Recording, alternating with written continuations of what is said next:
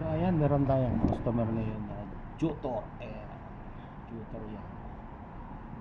Tutor yan, 2024 model. China car. Yan. So, chainsaw natin yan. Yan, turo-turo si Resty para kunyari magaling. Yan, paturo-turo lang tayo dyan para tumaas ang sweldo natin. Yan, ganun lang. So ayan. So ayun ang gagamitin nating langis ng Valvoline na 5W30. Ayan po ay synthetic. At ang gagamitin natin sa kanyang filter ay motocrop. Ayan, 9280S. Ayan. So ilang beses na natin na chainsaw to. So ayun ang ginagamit natin. So wala tayong available na talagang from sa kumpanya talaga na Jotor talaga. So motocrop lang ang gagamitin natin yan.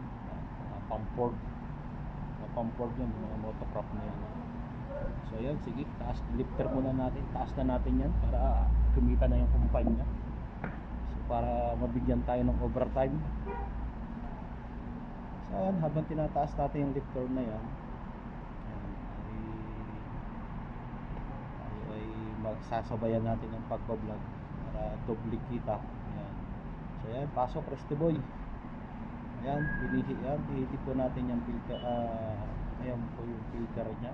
Hindi mo lang natin pihitin. Ayan, yung aking kabady ng Sanjay. Ayan, tinulit mo yung pansahod natin. So ayan, gagamit lang tayo ng socket dyan na 13 ang size. Ayan. So mamaya papakita ko sa inyo kung ang itsura ng drain plug nya at saka filter nya.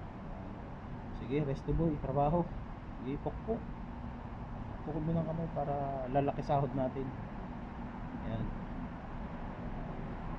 Binigit na. So yan, logan muna natin yung kanyang drain plug. Tapos pati yung filter na logan lang natin. Tapos ipatuluin lang natin, paagas-agasin lang natin hanggang siya ay maubos para kumita naman yung kumpanya. So sa magtatanong sa amin kung magkano yung chainsaw dito, so ito ay kami ay sa Saudi, Karachi. So ay price namin dito ay nasa 380 real. So bala na kayong mag-convert kung magkano yan. Palitan ngayon sa Abinas ay 15. Kaya ang 1 real versus 15 ano. So ayan na. So talagang na-reach niya na talaga yung kanyang 10,000 kilometer na itim na. So ayan, pagka ganyang wala nang tumutulo, pihitin nyo na yan, pwede natanggalin yan. Gandahan lang at mainit yan, no? Itas lang talaga yung gloves ko, yan. So ayan. So ayan yung lumang filter nya. So ayan ang position nya nasa gilid. So maluwan sa i-change oil. So ayan, silip-silipin natin yung kanyang makina, no? So malaki yung kanyang aircon, kanyang motor ng aircon. Tapos transmission nya, tapos may oil cooler siya. So ayan, oil cooler nya. So nakalabas na, maluwag to, masisira man to. Kadalasan ng mga oil cooler ay madaling masira. Ayan. So hindi tayo masyadong mahihirapan, yung mga mekaniko natin hindi sila masyadong mahihirapan magpaklas, no? So sa aircon, goods na goods siya, malaki. So talagang kaya niya palamigin yung loob. So sa belt, okay naman siya. Yan, tine-check na rin natin. So nakalutang pa siya sa pinaka-pulley niya. Ayan. So yan, turo-turo lang tayo para lumaki sahod. Ayan, madagdagan yung overtime natin. So yan, tour ko kayo dun sa kanyang tangke. Okay, capacity ng tangke niya, so malaki din. So naka-disc brake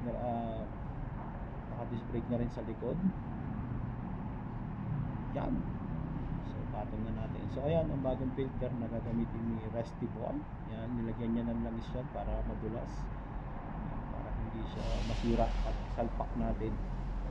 So yan, galiin niyo yan, lalagyan niyo ng langis yung bagong filter para hindi masira yung o-ring niya. So yan, punas-punas Resty para mabigyan ng tip. Baka makatip kahit 5 real pang kape. Yan, mabigyan tayo ng tip.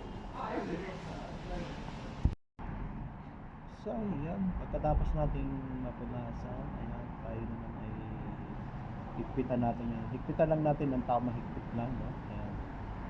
Punas-punas ulit Restiboy para sabihin ng customer good performance ka, malinis magtrabaho, at mabigyan ka ng tip. Ayan, yan. Pihitin lang natin ng sakto lang yan kasi pag hindi masyadong hinihigpitan yan, ayan, tansyahin mo lang. Sakto higpit lang para hindi siya tago mo yung chan mo Restiboy, kitang kita Mariosep. Iba itong uniform ko. So ayan, ipakita ko sa inyo yung kanyang drain plug. So ayan ang drain plug niya. Ayan, punasan natin. Ayan, bago natin ibalik. So 13 lang ang sukat niya. 13 sa socket niya, 13mm. Ayan, tapos ganun ang itsura niya sa loob. Ganun maliit sa ulo niya. Pinaka nut niya, maliit lang. Punas-punas lang tayo para masabing nagtatrabaho tayo. Ayan. Kasi malapit na naman ang sweldohan.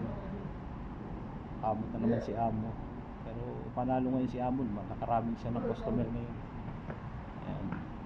So sa pagbabalik niyan, ayan, punasan niyo muna din yung lalapatan ng red plug bago natin siyang ibalik. Ayan.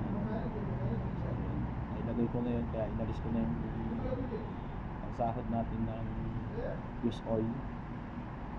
So, ayan, hand-tied lang muna ulit. Ayan, i-hand-tied nyo lang para sentrong-sentro siya. Pag lumapat na, ayan, saka lang natin siya higpitan. Saktong higpit lang. Ayan. Parang sa pagmamahal, parang si ex mo, saktong ano lang, pagmamahal para iwanan ka niya. Ayan. So ayan, gabi na nga sa Saudi, kasal ko yan ano na. So ayan, yung ginagawa naman ng kasama ko ay so binabalik na yung air filter niya. Ayan.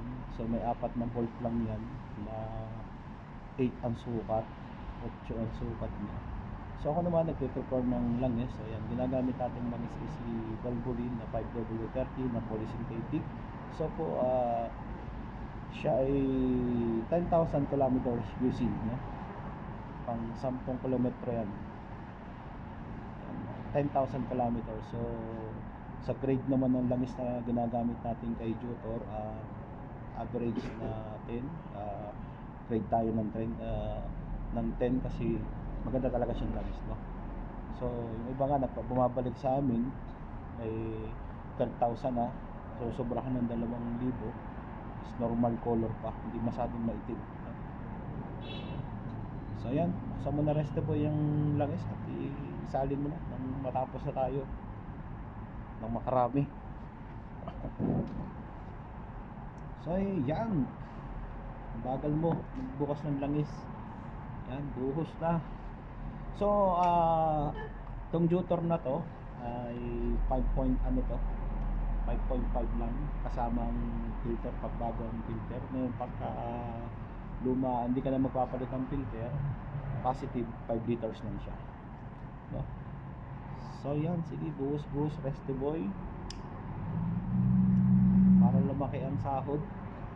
Yan, para masabi ni Amo masipag ka, baka mabigyan tayo ng bakasyon. Yan. So naka-jacket tayo ngayon kasi malamig doon sa Saudi, kaya jacket. Yan. So yan, nakikita naman natin sa video na to na ganyang kalinaw talaga yung langis na ginagamit natin, no? Yan. So madilaw talaga siya, as in talagang dilaw na dilaw. So maganda siya, good performance tong Valvoline na to. Ewan ko lang kung meron na to sa Philippines. Yan. So yan, buhos lang kayo. Yan, buhos lang. Sige lang, mekos mo lang yan Restiboy. Yan. Yan, may mga silyado yan. Pagka kailangan, pag bumili kayo ng mga ganyan lang is hindi bukas yan, nakasilyado yan. Ayan, binubuo sa ni Restiboy. Ayan.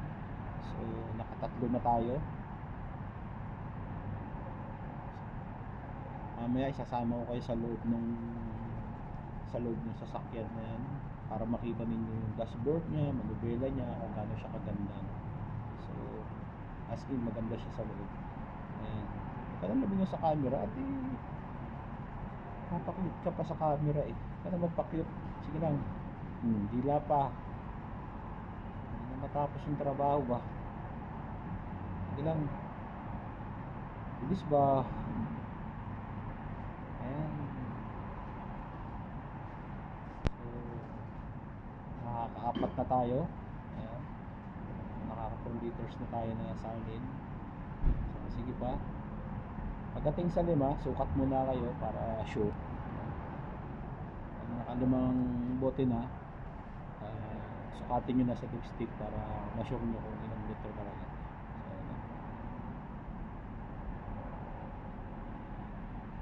So, yun, may pakending-kending pa.